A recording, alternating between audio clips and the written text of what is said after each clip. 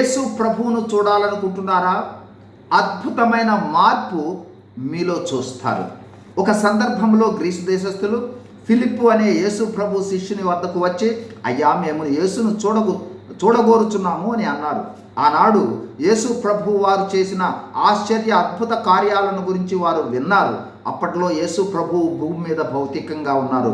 ప్రభువును చూడాలనుకున్నారు వారు. నేడు మానవులలో అనేకులము యేసు ప్రభు వారు ప్రకటించిన రాజ్య సువార్తను గూర్చి, అనగా కాలము సంపూర్ణమైనది, దేవుని రాజ్యం సమీపించి ఉన్నది, మారు మనసు పొంది సువార్తను నమ్ముడి అనే వాక్యాన్ని అనేక సార్లు విన్నాం. యేసు ప్రభు వారి మరణ, భూస్థాపన, పునరుద్ధానాలను నమ్మడం ద్వారానే పరలోక రాజ్యం వస్తుందనే సువార్తను విన్నాం.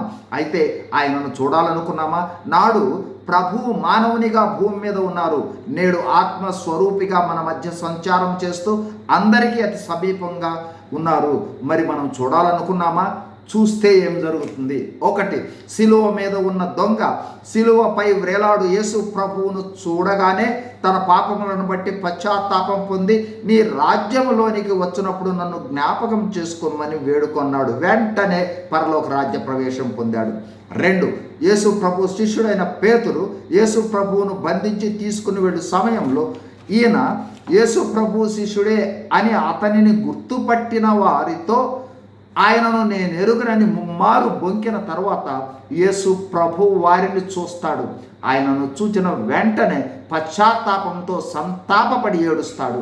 తిరిగి అతడు బొంకినట్లు ఇక చూడము, జీవితంలో అద్భుతమైన మార్పు వస్తుంది. 3, సుంకపు గుత్తదారుడైన జక్కయ్య యేసు ప్రభువును చూడాలనుకుని మేడు చెట్టు ఎక్కాడు.